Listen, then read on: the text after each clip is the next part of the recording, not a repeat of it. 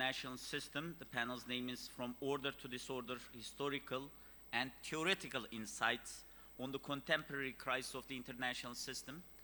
We want to thank for Turkish Foreign Ministry to organize this panel, and especially Strategic Research Center and Nuh Yilmaz, the director of the center, for especially organizing this timely panel. My name is Kılıç Kanat, and I'm a professor of international relations at Penn State University. The topic is important because international relations scholars have been discussing this topic for the last 30 years about the future of international system. And at a certain point, we figure out that the discussion about unipolarity, bipolarity, or multipolarity, rising powers, declining powers, retrenching powers, may not be enough to understand the real dynamics and emerging international system. Especially in the last 10 years, we started to see that there are more complex developments that make the emerging international system more challenging than we expected. And when we look at previous discussions on the regime transformation, different transition theories, we understand that we were missing something. And that missing part was about the society, significant developments taking place within the societies, significant issues that were emerging as part of this new technologies. So we decided to have a more multidisciplinary conversation. And we said international relations scholars, and we hope that most of the other scholars would also say that, maybe we should learn to listen some other fields as well. And do not overstate the significance of international relations in the discussion of international system. So today we have a panel with historians and theorists, political theorists, discussing on the future of the international system. And from my left to Professor Zarakol from University of Cambridge, Cemil Aydınlı, Professor Aydınlı from University of North Carolina, Professor Rumeli from Koç University, and Professor Said from Leeds University. So we will try to have a more interactive discussion. We have 1 hour, 4 panelists. I will try to keep my role as a moderator as moderate as possible so that we will have more interactive conversation by the panelists and with the participants. Professor Zarakol, your perspective about the emerging international system, and what would you like to say?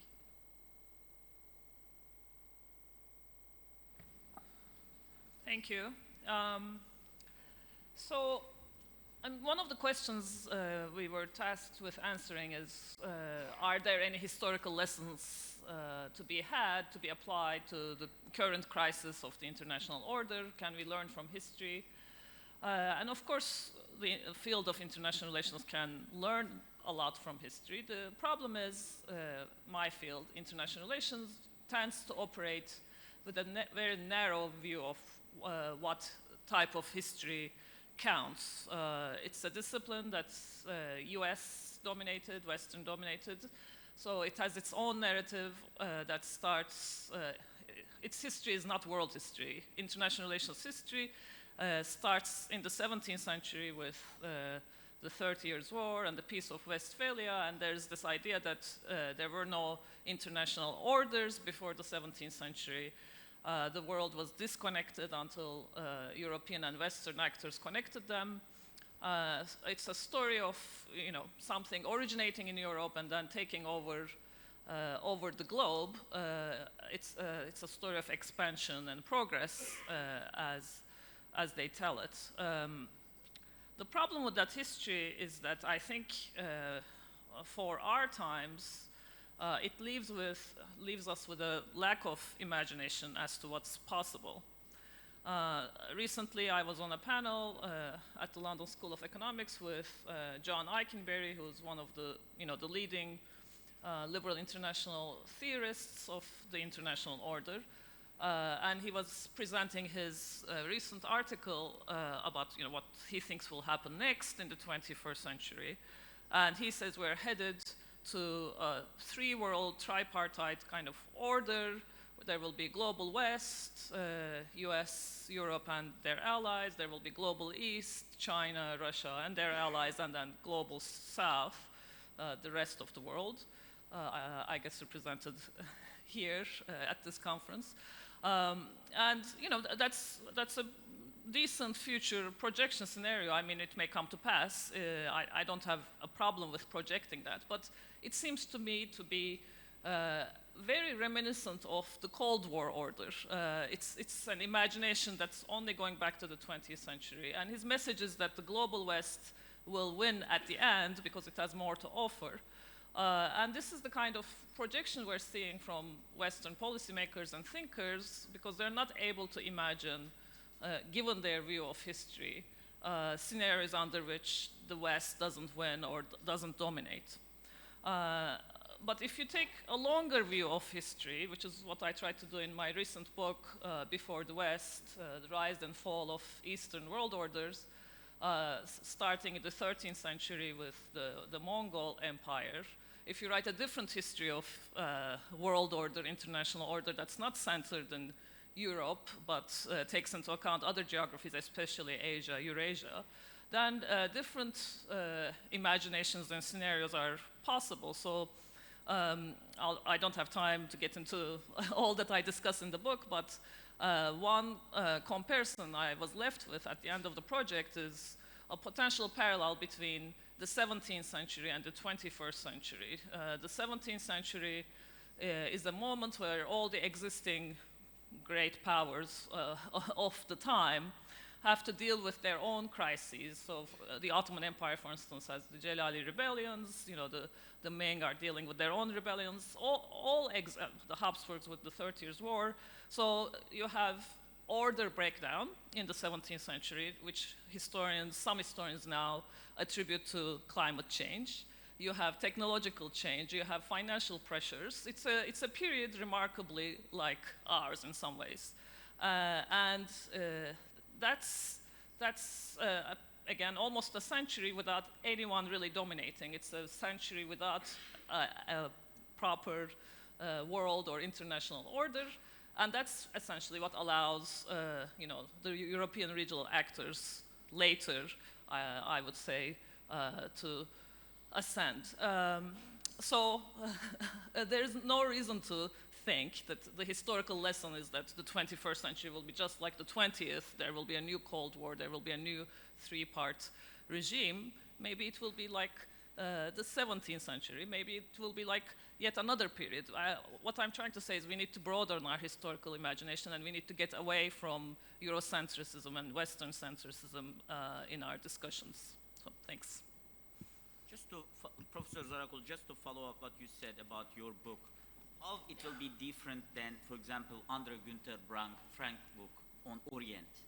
He was there, or Kishore Mahbubani's book on the rise of the East, because this discussion about the rise of the East has been going on at least for 25 years. And we had books called Rise of the East, and now we are having books Rise and the Decline of the East. Well, without challenging the Western conceptual. I'm talking about a period from 13th century to 17th century, so it's a recovery of a forgotten past where Eurasia was much more connected than it was. So that's, yeah. Günther Frank's book on Orient was also focusing on China, even in the 7th or 8th centuries. Yeah. So are we seeing a reluctant East to challenge the Western authority? Because when United States was not very much willing to be at the center of international system, they were calling it a reluctant superpower.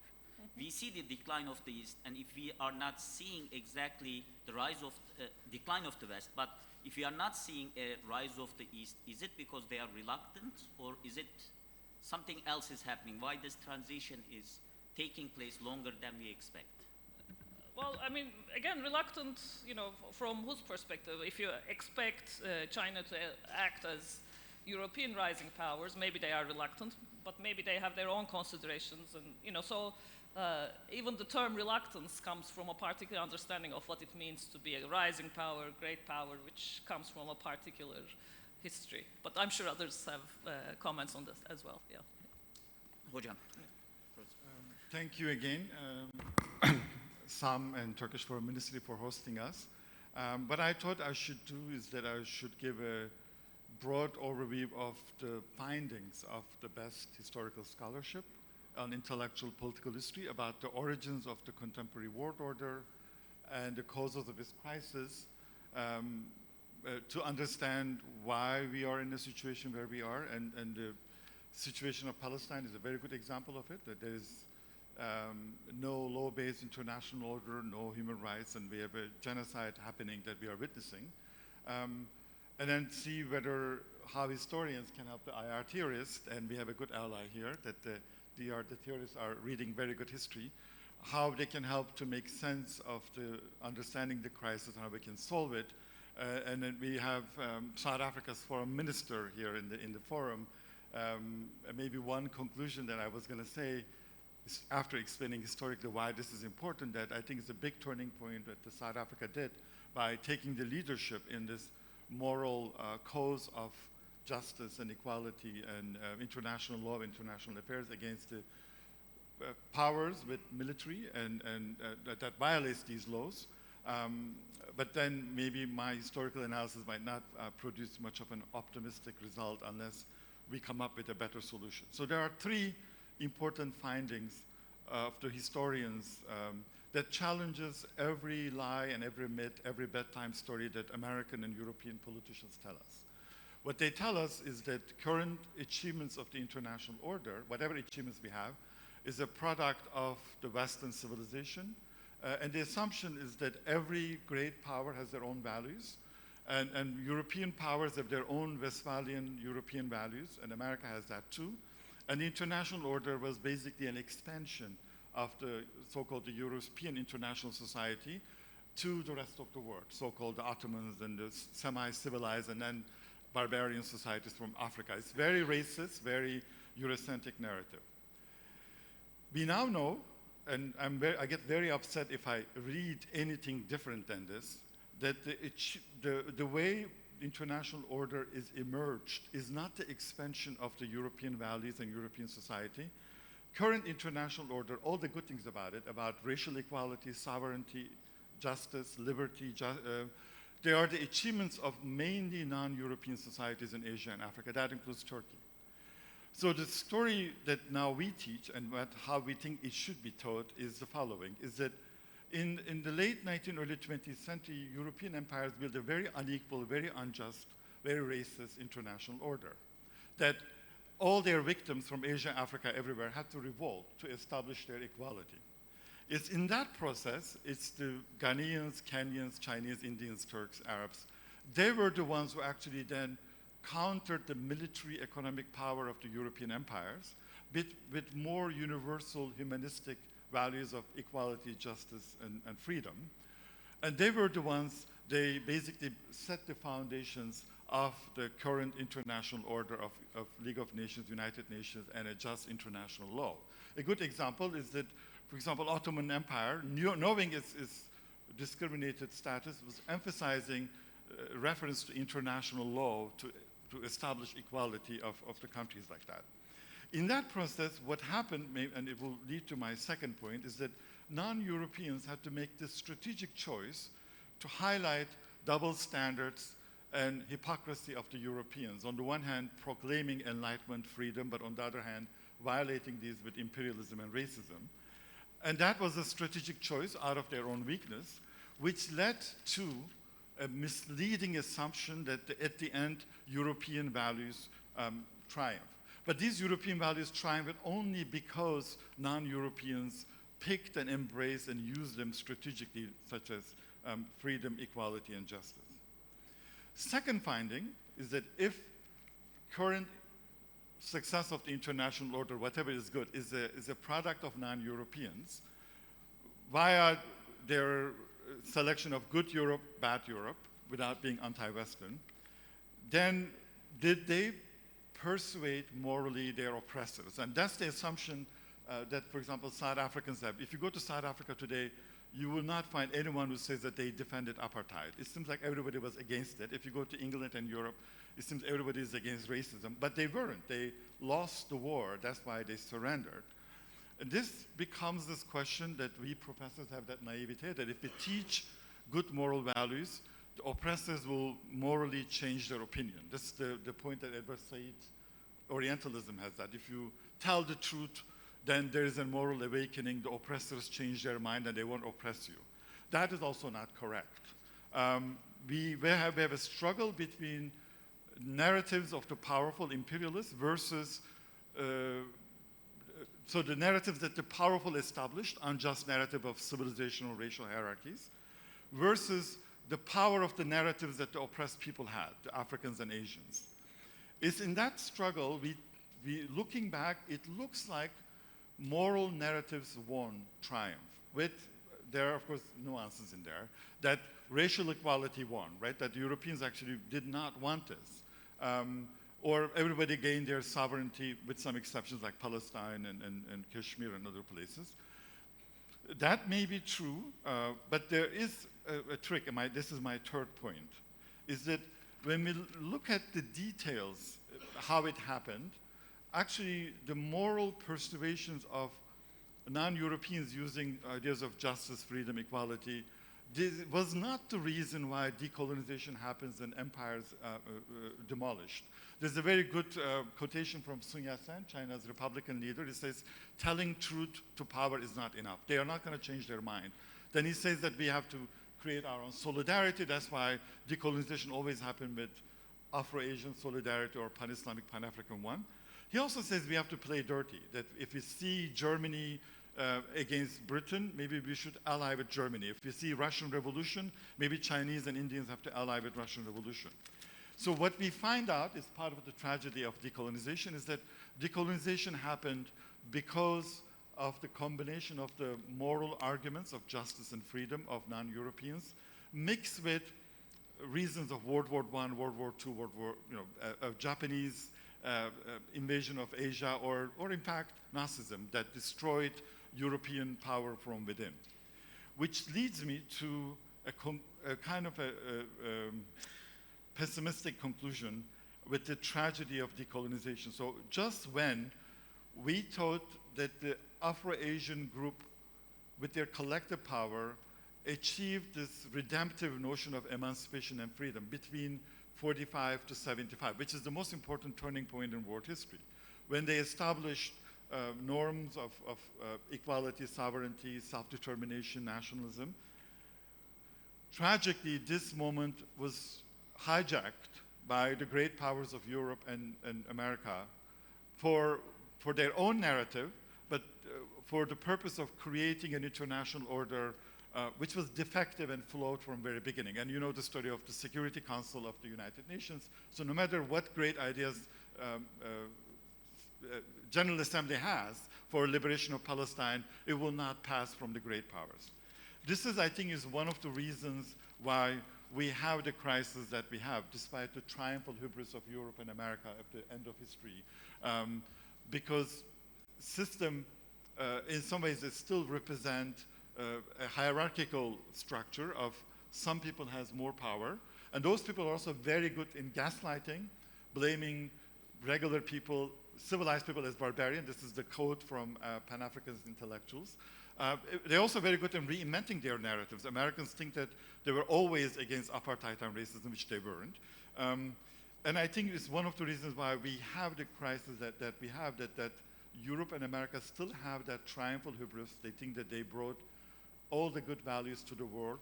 And then they looked on every sign from India, China, for the rest of the world, either a critique of their injustice or their rising economic military power as a threat to the world order, which is actually a threat to their own interest.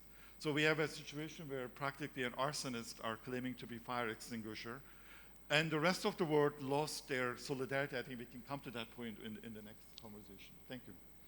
Thank you very much. Great interventions. But a question. So we know that the UN is the problem, not the solution. So when you think about academia and think about this Western-centric notion that you are talking about, how the progress is defined or interpreted in the history, what will be the solution for this? So are you suggesting a solidarity of the academics? Because that has been discussed but never happened. Subaltern studies, third world studies, it always stayed in the marginal part of the mainstream academia. Yeah. Maybe just briefly, of course, we can have many solutions, but I think we are also in a state where there is no intellectual clarity on the origins of the problem. I know Aisha's book had a great impact in changing Eurocentric theory, but we are finally getting there in terms of having that kind of clarity. And in terms of the tragedy of the United Nations and decolonization is that it was a dream of Afro-Asian solidarity to achieve that kind of international law and international institutions. And they have to, out of their own weakness, accept this flawed system that America and Britain established. They try to transform it from within, and we reach the limits of that transformation from within. Yes, we need other alternatives, maybe a new Afro-Asian international organization in South Africa, maybe, with their leadership. But we may also need to revive the old solidarities of Afro-Asian countries, also with the non-aligned movement with Latin America.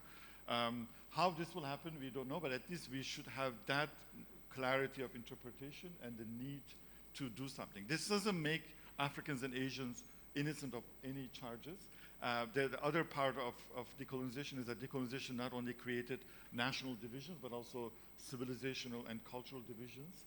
And that's a separate topic that maybe at the end we can talk about it. Thank you very much. Thank you. Professor Rumeli. Thank you very much for the invitation and to be able to address this distinguished audience. Maybe in partial disagreement with what Professor Aydın just stated, I'd like to stress the semi-autonomy or semi-independence of academic ideas from dominant distributions of power in international relations. It's definitely very tempting to think that, you know, the hegemonic power in the international system shapes the dominant theories and how we conceive of international relations. But I think we also have to take note of the fact that it was almost 3 decades ago, at the peak of what's, you know, people claim to be the United States moment of unipolarity, that dissatisfaction with the Eurocentrism and parochialism of the international relations discipline started to be voiced by academics. And I'd like to maybe take stock of where these different intellectual conversations about how to make the international relations discipline much more inclusive of the perspectives of the rest of the world have taken us thus far. So first of all, in many ways, we have noticed that the Eurocentrism and parochialism of the international relations discipline has multiple layers. And the more we dig, we notice other layers. At the first layer, it may be noticeable that, you know, we have this also saying in Turkey, it doesn't snow in Turkey until it snows in Istanbul. So we see that issues become issues of the academic discipline when they come to affect the United States. So various crises are defined, or turning points in the development of international relations are identified on the basis of what the United States experience has been. But at the same time, there has been this push to include, first of all, as was mentioned, the histories of interactions between Western and non-Western world, or the solidaristic contestations of the Western world order by non-Western powers historically, so the neglected histories into the dominant historical narratives of IR. In a study, for example, I had done in the at the end of the 2000s, I had found that the dominant journals of international relations very rarely take, you know, non-Western case studies, and when they do, they study it with a certain set of assumptions. First of all, when, you know, something happens in a part of the world that we consider to be the non-West, it is necessarily always considered to be the result of either a Western intervention or a very idiosyncratic, peculiar quality of that country or that setting in question. Secondly, whenever non-Western developments are studied in international relations, they are considered not to be part of the international relations system. Those kinds of studies are delegated to area studies journals because the impact is considered to be very local, regional, but hardly global. But what has also always been a concern for me is the fact that whenever the non-West is talked about, it is never granted a strong form of agency, independent of the West. And this is a tricky matter because there is also a reduction of potential ways in which non-Western actors can act. They can either totally assimilate or integrate with the West, or they can take a completely open oppositional position of defiance. So we see this in many analyses of a country characterized as either pro-Western, anti-Western, pro-European, pro-Russian. These are the binaries that international relations theorizing wants us to think about the relationship. So my approach in general has been to identify areas of nuanced interaction, much more of a multi-dimensional agency that is manifest by non-Western powers. So not only I think we are going to be seeing the emergence of an alternative world order in a moment of opposition and defiance against the West. I don't think that is going to happen. It is going to happen through multiple small incremental steps where Western influences are adapted to, localized and hybridized by non-Western actors and put into their own local settings. I went to many panels in this conference and I greatly benefited a lot, but that's what I saw. The fact that in this forum, diplomacy is being embraced so wholeheartedly, the discourse of multilateralism, the need to return to a rule-based order, but this is not, as maybe the foreign minister, Turkey's foreign minister said in the beginning, this is not singing the same tune with different instruments.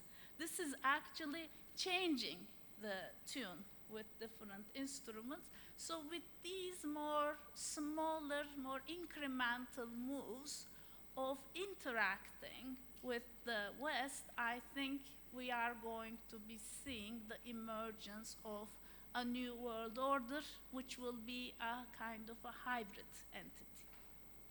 Thank you.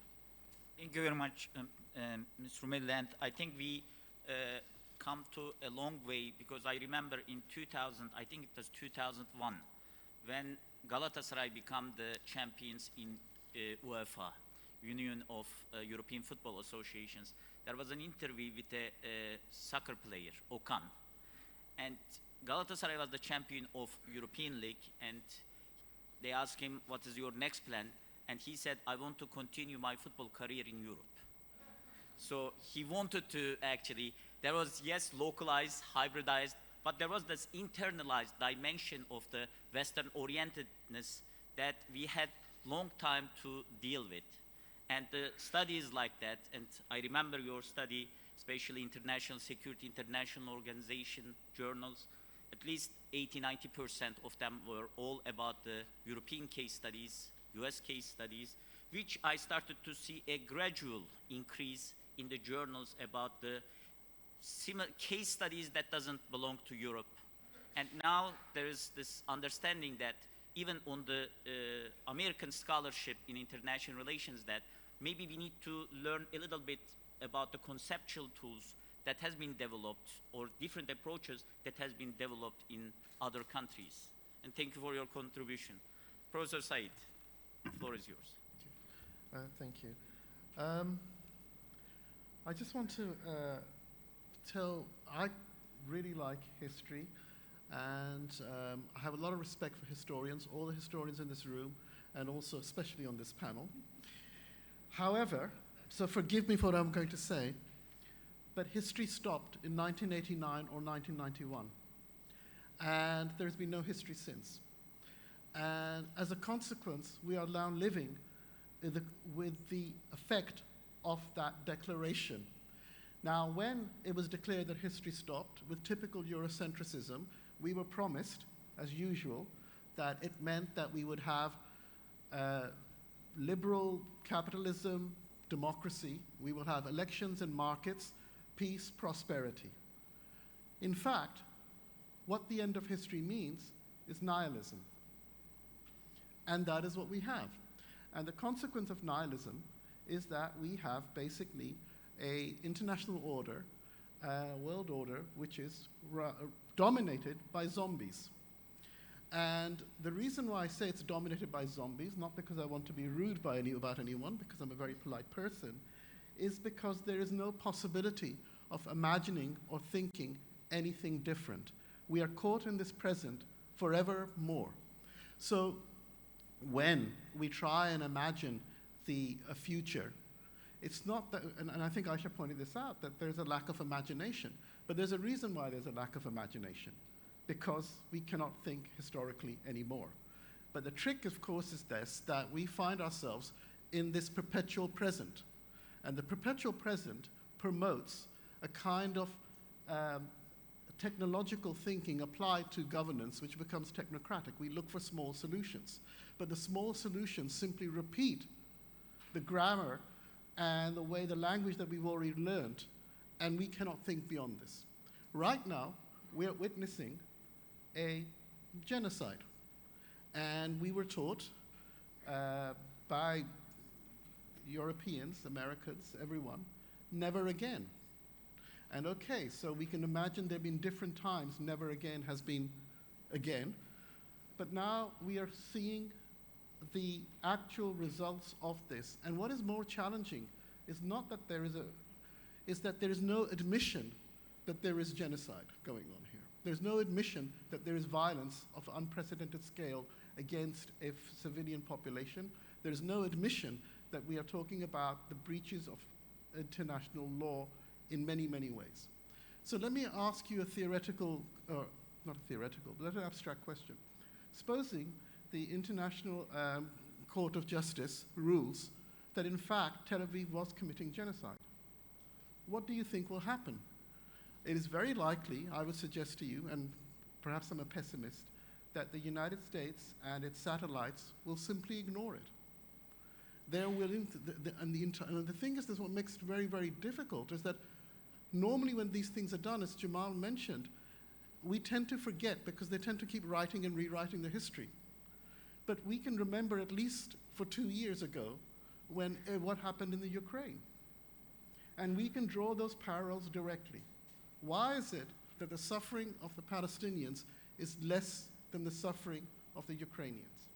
So that, it seems to me, is the first kind of point that I want to make, that as long as our epistemology, our way of thinking about things, remains locked into this idea that there is something which is going to, the liberal, technical, rational order that is promised, what is part of the problem rather than the solution.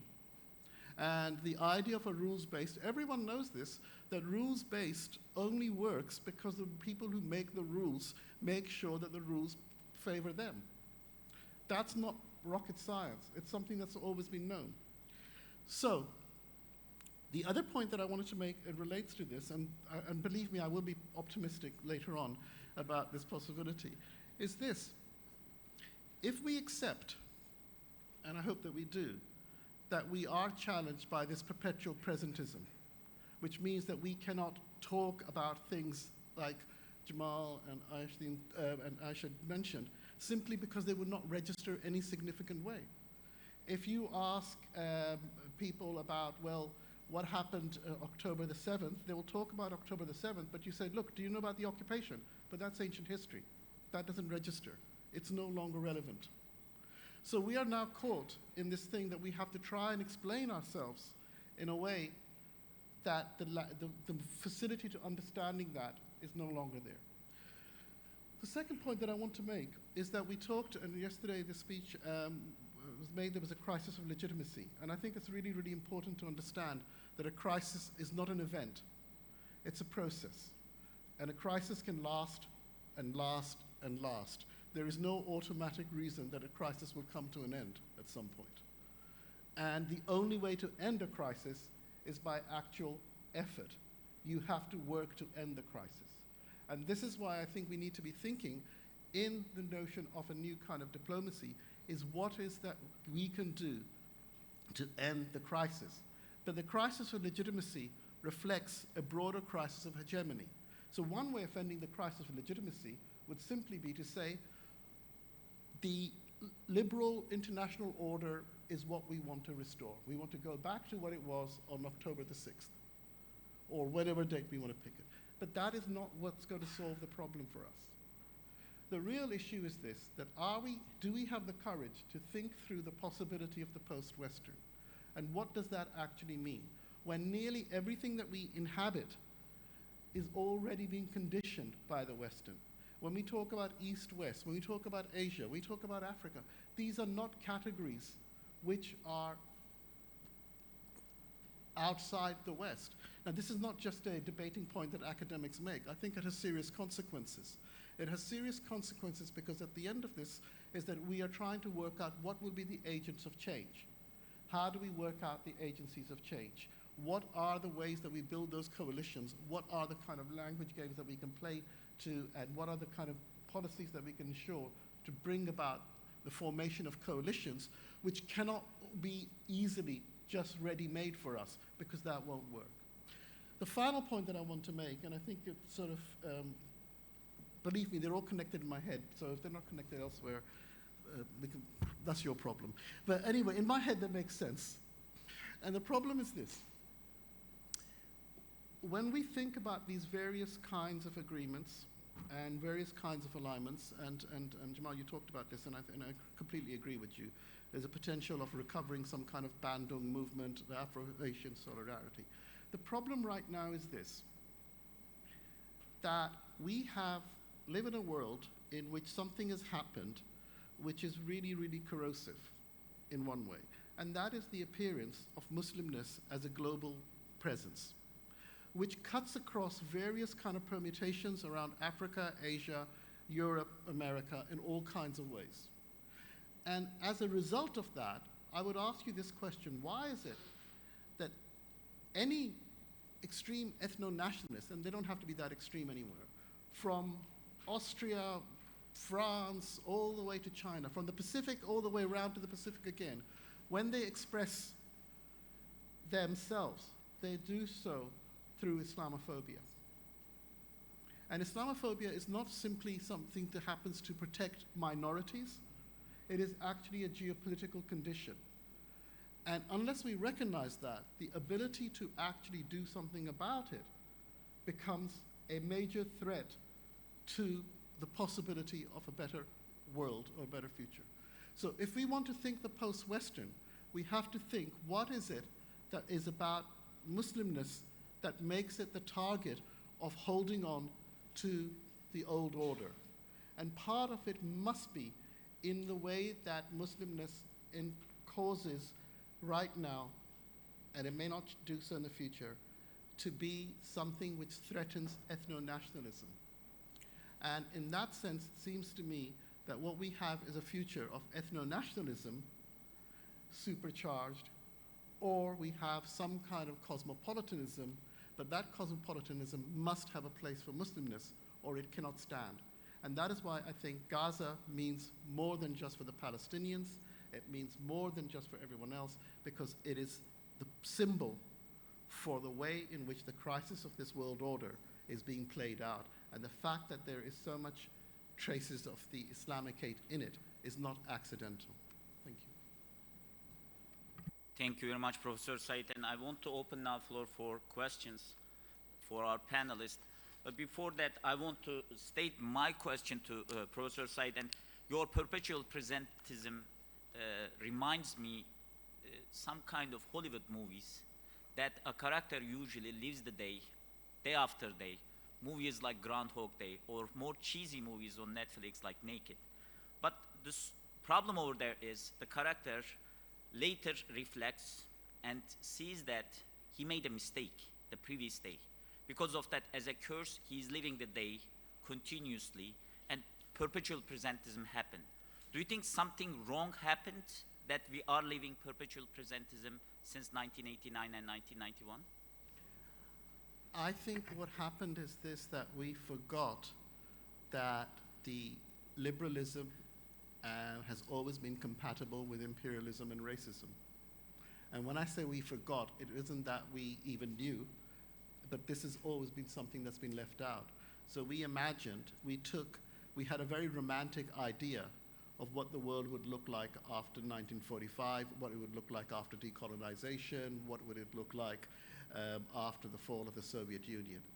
And I think that's, I don't know if it went wrong, but that I think is our own romance and our hope that everything will be fine and we can all be humans together is what probably lured us. Thank you, Professor Said. And question?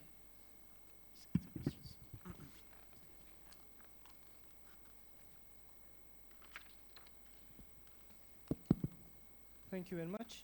And Excellent. identify yourself. Sure. My name is Mehmet Urekinci. I'm a Turkish academic. It was an excellent discussion.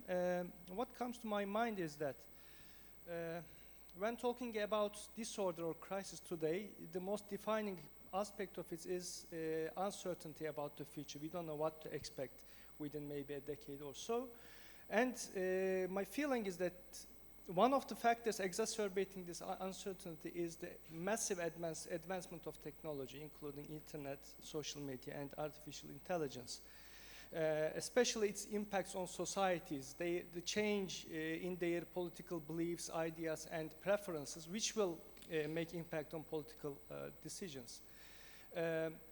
Historians maybe find allegories, maybe not in this massive way, but maybe in Enlightenment or another period which affected society's way of thinking or preferences. And if I take Enlightenment as the example, it created a big disorder in international systems, big wars, big colonization movements and everything. So should we be that pessimistic for the future? Thank you. Who are you directing your question? Okay. Shall we start this time with Said, if you want to reflect, and then? Oh, I think there's a very famous quip by Antonio Gramsci, which is very useful. We should have the pessimism of the mind and optimism of the heart.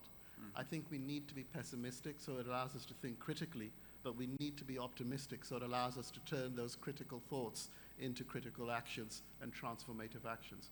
So I think we have to be both.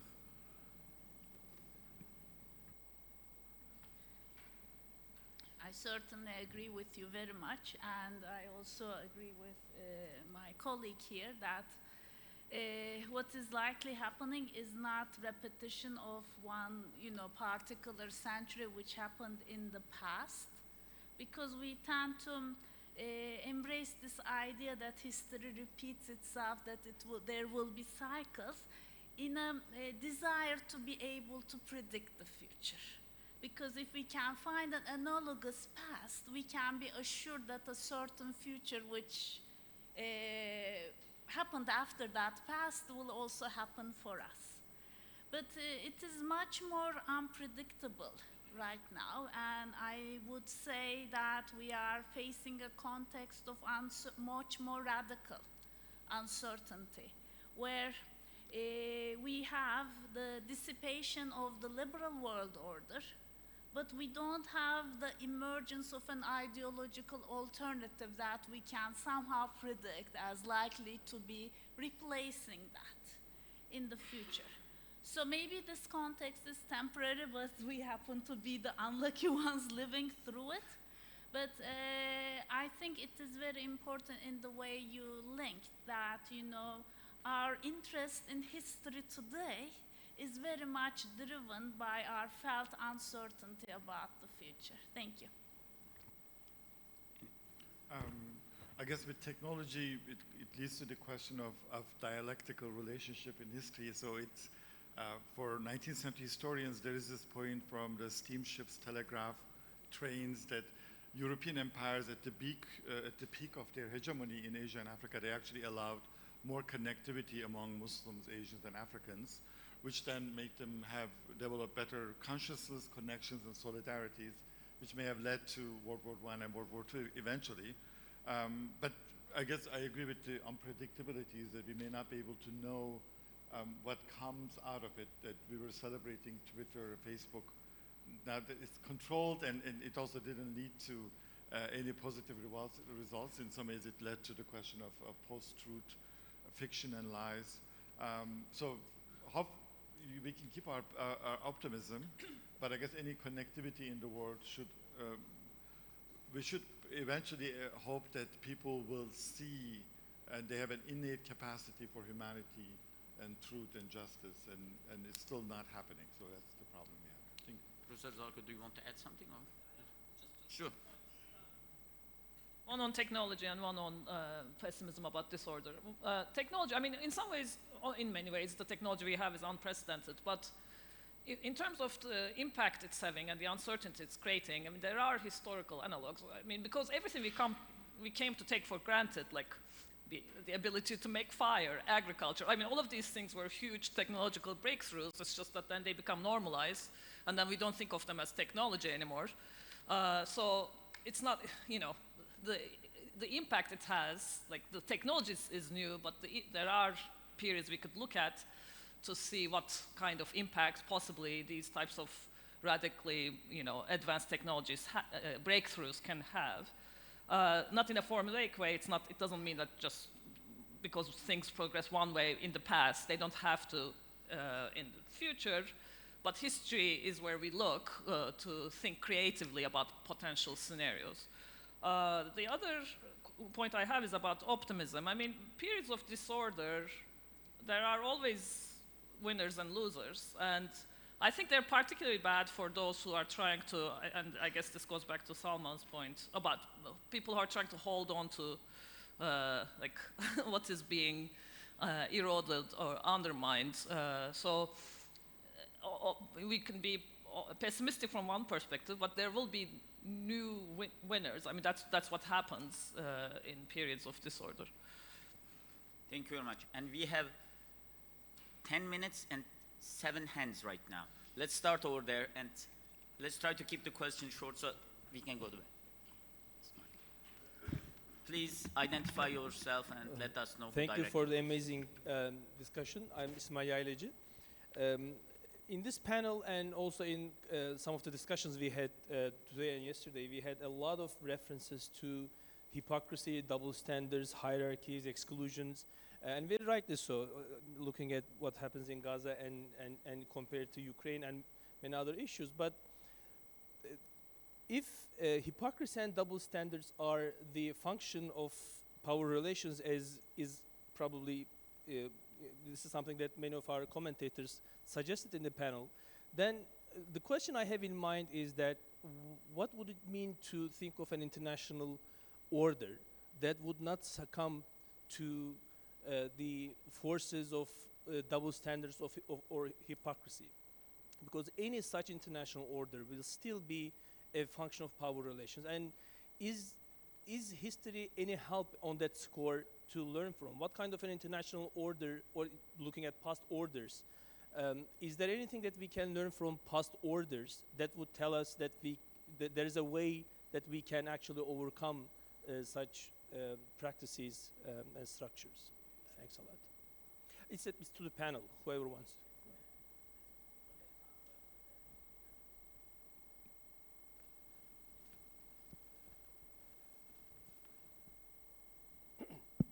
Thank you. Mustafa Kibaroğlu, Professor of International Relations, MEF University, Istanbul. Actually, the perceived uncertainty and disorder, in my opinion, emanates from the lack of a dominant paradigm. Unlike the Cold War period, which constrained a state's behavior and limited our options, now there is multiple options for every country, but we have to be at the same time both enemy and friends with the exact same countries, at the exact same place, at the exact same location.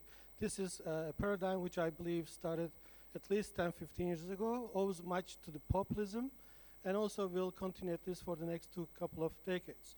And actually there is lack of understanding among in the scholarship among our in our field among our academics and our students, and that I believe we are a little bit responsible for that as well, because we are accustomed to think in terms of the literature that we read, as you mentioned, and also Rumeli Hoca just mentioned briefly, because we all have taken our comprehensive exams based on a list of 99% from the West and most American publications. And wherever I've been so far over the past 30 years that I'm teaching all over the world in conferences everywhere, from India, Japan to Argentina, everywhere, Mexico. I mean, every scholar shows up and Professor comes Kibaroğlu, up if you can come to question, there are a lot of references to the Western scholarship. So it's time to change it. And some may help this in this business. Thank you. Thank you very much for your comment. Let's get one over there, the gentleman on the side. And then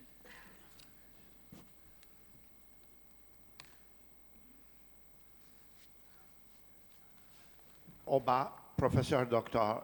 I would like to ask you a philosophical question, which I think we need to be much more clear.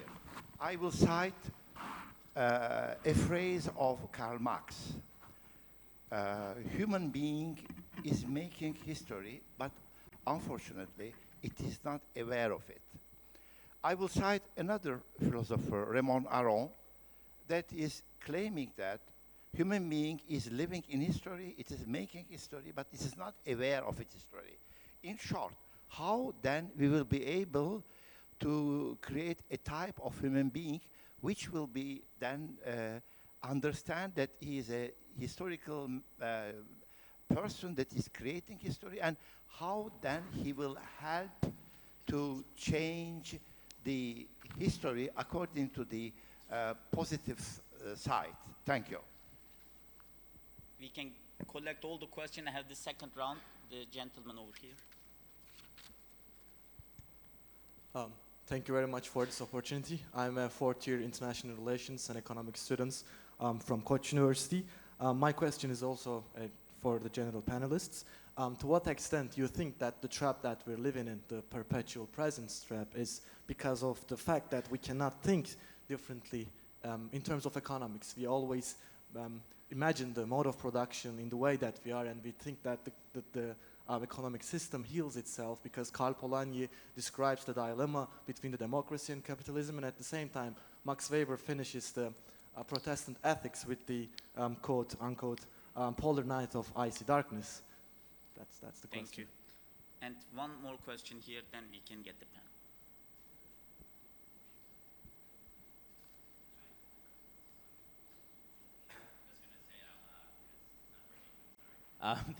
I guess it's working, working. now. Okay, great. So my question is, so the phrase Western has been mentioned, liberalism has been mentioned, and history has been mentioned.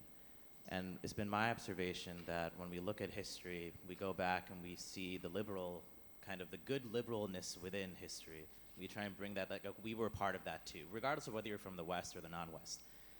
But, I think if we're being honest, I think, when you look at non-Western societies, you look back and you see a lot of illiberality. There's a lot of illiberality, and when I speak to young people, I'm not that old, I don't think I have graying hair, but when I speak to young people, I see them looking into history, seeing that illiberality, and not apologizing for it anymore. And so I guess the question that I want to turn back to the panel of academics is, there's a degree to which the academy itself are essentially the high priests of liberalism. For the most part, I'm not saying any of you are. What I'm trying to say is that, to what degree can we dream of a new order without also simultaneously dreaming of another academy which is not only just tolerating of illiberality, but is proud of illiberality. And is that even possible? That's what Thank you very much. And our panel, 3 minutes each and tons of questions. Let's start with you, Professor Zarko. Okay, thank you. Lots of great questions. I think we could talk about them each for like half an hour, so I'll just do a sampling. In terms of the hypocrisy, power, order question, I think I've thought about this a lot, having studied both hypocrisy and different kinds of international orders. I think every order has a degree of hypocrisy. It's unavoidable because it has certain aspirations, principles, it uses to justify itself. Here's my order, this is why you should subscribe to it, and then inevitably it falls short of that. I mean, it was true of Chingizid order. It fell short of some of its ideals, like conquest. So the trouble that I see now is it's not even hypocrisy anymore. I mean, hypocrisy in some ways preserves the order. It has like this order sustaining effect because you're still reaffirming your principles. Like you're saying, in a better day I would do it, but like now I can't afford to. The problem with what's happening in Gaza is it's not even hypocrisy anymore. It's something else. We've gone beyond like liberal hypocrisy, and that's, I think, a troubling sign. Again, I can say more, but I'll stop there. In terms of illiberalism in history, yeah, I'm with you in the first part. I mean, in fact, one of the things I say in the book is recovering like Asian, Eurasian agency means both good and bad agency. Like if you're agents in history, you do both good and bad things. You can't just be like nice people going around. At the same time, I don't know like whether we can have an academy that openly celebrates like violence or it seems antithetical to a community of learning. So I'll have to think more about that. And finally, the historical, how do we have like a sense of history? I mean, the reason I think why we're always trying to escape history or declaring it's over, it's, having a historicist sensibility is kind of like realizing your own mortality as a person. Like you have to deal with the fact that, you're not, it's humbling, right? That's why every society wants to be at the end of history. This is where it stops. It's just as, like, I don't want my son to grow up, or like age, so I think there is something deep-rooted psychological going there in our resistance to being historicist persons. Yeah. Thank you very much, Professor Aydın. And on top of those questions, I will ask you a short question. What happened to previous soul searchings about the Western centricism? So when we are looking at history in a broader way, we should also look at what happened to previous instances of criticizing Western orientedness. What happened to those discussions? Maybe I start with that. I mean, the short historical writing that we are trying to get rid of and shatter is the French left story of Western centricism, which coincides with the Turkish secular one too. And the French left one says that Europe at least promised universal values in the French Revolution, although they were hypocritical and they denied it to women, non-Europeans, Africans and Asians and Muslims. And the history becomes basically each person getting into the category of human, civilized human. They have to prove it, perform it, and join the club. Of course, this didn't happen. It wasn't French left that gave us our dignity and humanity. Other people already had that idea. So the new scholarship shows that it's, for various strategic reasons, Asians and Africans and Muslims and Hindus and Buddhists, they had their own notions of humanity. But in the conditions of colonialism, they have to articulate to defeat European supremacist language in their own terms. And they won that battle. But that also leads me to other pessimist questions. When you win the battle, meaning that Namık Kemal's generation, the generation between Namık Kemal and Muhammad Iqbal, they defeated Orientalism already. They definitely proven that Africans and Asians and Muslims are not inferior. But that didn't prevent racism. So sometimes racism happens when racialized Asians and Africans speak the language of humanity and universalism. And that's one of the reasons why all the liberals hate Palestinians, because Palestinians is not because they are Asians or Muslim and Muslim, because they use the language of universality. Edward Said is one of the most humanist thinkers in the world, and he's the most hated he was the most hated intellectual, right? And so is there a way out of this question of European supremacy reproduce itself against the universalist humanist claims? And did non-Europeans make the strategic mistakes of referring to European universalism in order to defeat racism? That brought us to the Groundhog Day, that even if you defeat Europe, you end up with Europe, so nothing changes. In that context, I think maybe I end here with this question of Afro-Asian transnational solidarity and its limits. I agree with Salman that Muslimness were from 1870s to 1960s was the glue that connects China to Africa and the Middle East. It was in the center. That's why the first Pan-Africanist intellectual talk about Islam and the Ottoman Caliphate, Edward Blyden, I highly recommend. The famous article, Mohammedanism and Negro Race, talks about African and Muslim solidarity to defeat European colonialism. And that continued all the way to the friendship between Nasser, Nehru, and Mao.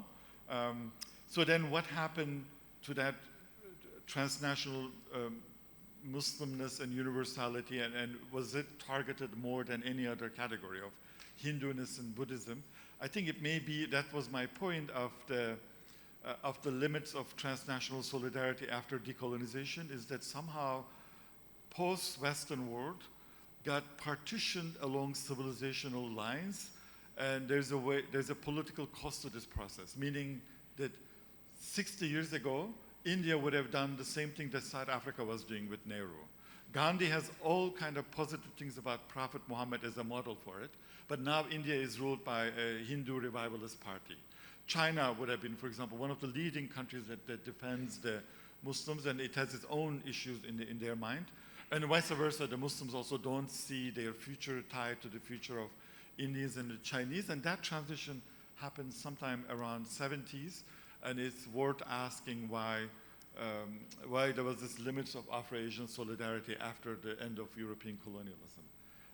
But that maybe we can undo the damage, and the question, maybe the slogan our young generation says, they want to create a new world, a different world, and they think it's possible. But of course, if you don't know how we end up with this world, then you cannot really create a new world. And sometimes historians may be useful to go back to think about the lost futures. I think that's why I'm very proud to see that Aisha's book was well received by IR theorists. I thought they will attack you, but they didn't. Maybe it's one of the reasons that they are in crisis. They want to see alternative lost models in history. Thank you. Professor Rumeli. Thank you. I think I will just take the questions about the academy. The international order, I think, is more likely to change in continuity rather than through a radical change. And even though we do see very radical shifts in power in international politics, we have to, I think, remind ourselves that our own ideational frameworks evolve in a more cumulative fashion.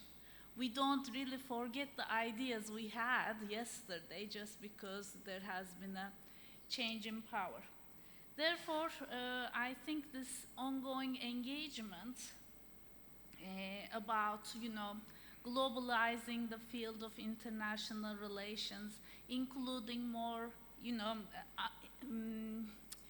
undiscovered thinkers, undiscovered ideas, notions into the field is not just an academic exercise in the ivory tower, but it is ultimately going to have real-life consequences. And with regard to the question that came from here, I think as scholars, we have very important responsibility, especially as scholars based in contexts which are, we could say maybe outside of the West, non-West, because critiques of Western imperialism is of course quite discomforting when you teach about it at Western universities, and we see backlashes developing against it in France, in the United States, etc. But critiques of Western imperialism can be surprisingly comforting to our students when we teach it in the Global South, because they may also interpret it as a blank check to excuse everything that has happened in their own past. So this general critical perspective is, I think, very important to maintain and adapt in the different contexts in which we are facing audiences, so that we don't really encourage the rising forms of illiberality across different contexts. Yeah, I think a lot of the questions have already been answered, but let me just try and connect the threads together. I think being in a sort of a diplomacy forum, perhaps what we're thinking about, some of the questions really is, what would a post-Western diplomacy look like? We've talked about an international order and about a new possibility for new international order. So if you look at very recently, the situation was this, that the Cold War guaranteed the borders of all other states, basically states. Therefore, external threats were minimum, and if your only problem was internal threats. So you have the emergence of states which did not really think very much about external threats because they were protected, more or less. We now have a situation where we don't have those guarantees for external order. And if you look at the last 20, 30 years now, you've seen a series of almost colonial style interventions which have broken many, many different societies. So the first challenge is this, that when the configurations of power become so different, what are the resources and tools that we can build up, both intellectual and otherwise, to try and actually secure that situation, secure a degree of safety for the new order that we wanted to come. And that requires a different kind of thinking about what is possible. And I think it's really, really important, and I think this goes back to the question about hypocrisy in the order. I think the problem isn't trying to get rid of a international system of power, because power is not just repressive, it's also productive. It is also how you do things. The question is that to have different kinds of configurations, and the configuration that we would want to have is a one which is not tainted by racism, colonialism, white supremacy, etc. That's our only thing that we can hope for. And what comes, and what other evils that we let in through that, that's for our successors to deal with. Right now the problem is this, to deal with those issues around the growth of ethno-nationalism and the challenge that it presents to us, and to think about a diplomacy ready for the post-Western, which simply doesn't just reiterate whatever's happened before as a continuation of the present. That's what I think. And we need to make tools for this. It's not just an intellectual exercise. Thank you very much. And this was a great panel, very refreshing, very illuminating. And we hope Antalya Diplomacy Forum will continue to be a ground for having these discussions. And we want to thank again for Nuh Yilmaz for organizing this, and hope to see you again next year, hopefully. And please join me to congratulate the panel for this.